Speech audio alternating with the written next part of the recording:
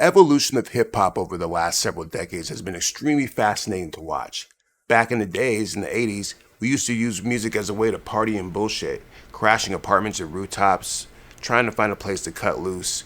The four elements were alive and well: turntablism, MCing, breakdancing, and graffiti. But then the gangster era hit. Rappers are now using hip-hop as a way to tell stories of the streets. Stories of perseverance, stories of violence, stories of pain, drug dealing, and interaction with the police. Then, the BLING era hit. Rappers were now using hip-hop music as a way to tell stories about their wealth, their riches, and their fame.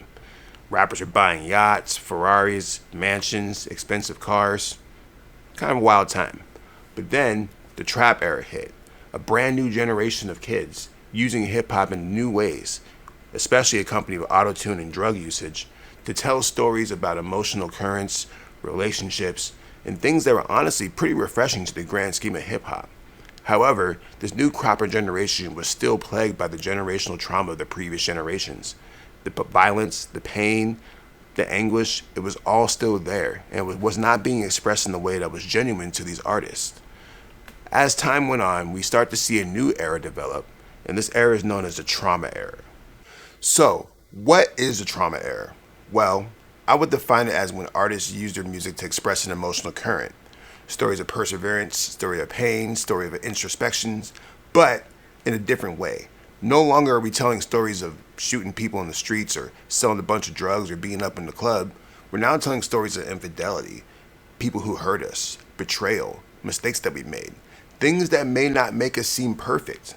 Showing our flaws is actually the big secret behind the trauma era because it allows us to show that rappers are human too. And what's interesting about this is that we as people don't necessarily want to hear about you making it rain in the club or you driving a Ferrari anymore. We just survived the pandemic.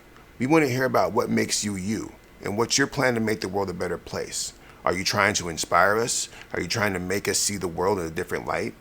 On Kendrick Lamar's latest album, Mr. Morale and the Big Steppers, he expresses himself to the utmost degree, talking about molestation, infidelity, and daddy issues. To be honest, it may be the most vulnerable a mainstream artist has ever been on an album. And the question is, did this actually work out for him? Are artists now starting to become more emotional on tracks? Well, I would argue yes, but at the same time, we're in the middle of a paradigm shift. Artists are now realizing that the best way to express themselves is to tell their story. And sometimes their story is not perfect, but that's okay. What you have to understand is that when you're expressing yourself to the utmost degree, the people that resonate with that will gravitate towards you.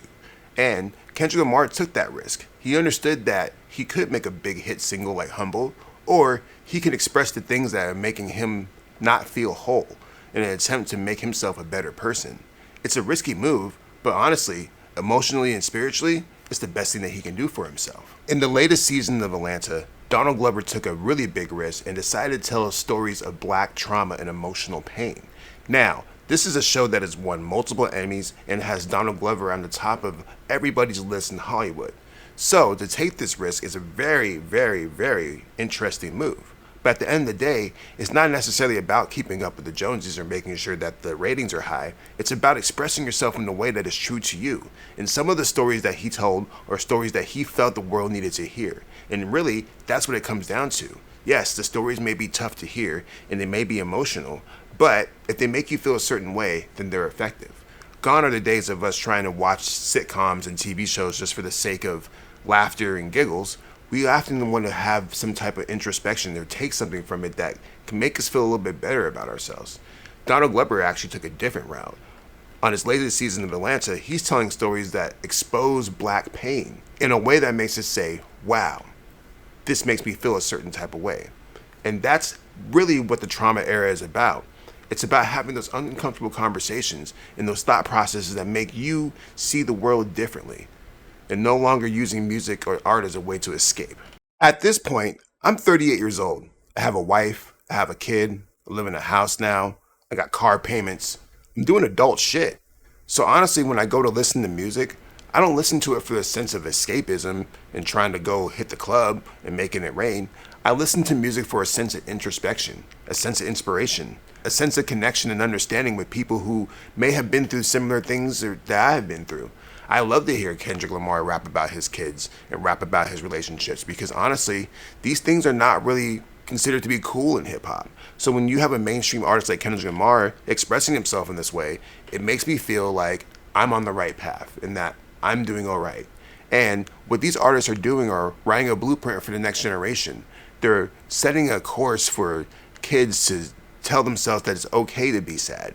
It's okay to have these emotions. It's okay to express yourselves in ways that may not necessarily seem cool. As long as you keep going and keep trying to be the best version of yourself, you will be okay. Hip hop doesn't really address that. Back in the day, hip hop would actually probably laugh at you for talking about these things. And that's why I think it's beautiful that the trauma era is even here. Because in my opinion, the trauma era will eventually lead to the prosperity era.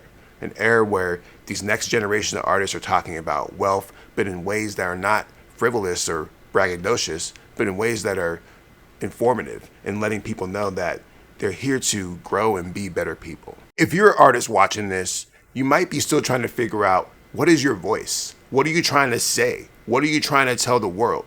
Well, the trauma era is actually the perfect opportunity to tell your story. Not the story of your favorite rapper, not the story that your friends want you to hear, but the story that resonates with you on a level that no one else can really understand. Remember what I said earlier. You have a unique tell buried deep down inside of you that no one else can tell. If you can find a way to make that resonate through your music, you'll be on the next level. That's exactly what all these trauma era artists are doing. They realize that I can't sit here and chase riches and jewels when I have a frequency that I need to connect with on my soul. So that's what they're trying to do.